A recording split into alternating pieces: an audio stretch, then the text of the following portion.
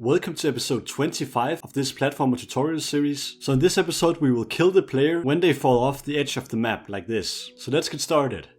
So right now we have a problem. If I jump and fall down, we never die. So let's fix that. So close down the game. Then we'll just go to scene real quick and I'll just right click over here and create an empty game object and click on this tool and let's set the position to 0, 0, 0. And now we want to decide when the player should die. So if it should be down here, for example, let's try to move this to here.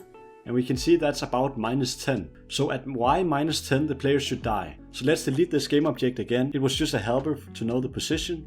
So now we know we need to kill the player at -10 at the y position. So let's click on assets and go to scripts and then open up the player script here. In here we'll scroll to the update function right here. And then let's go to the bottom of this function all the way down here.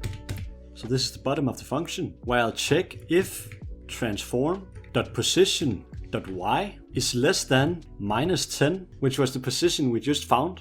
Well, then we just want to call the die function like this. So if you remember in an earlier episode we created this die function, and let's scroll down to this. It's right here, where we basically just reload our scene. So let's now go into Unity and let's click play. And now let's try to fall off the map. And yep, we respawned. And if I just stop the game, you can of course change this value. So just go in here, scroll up until you find this.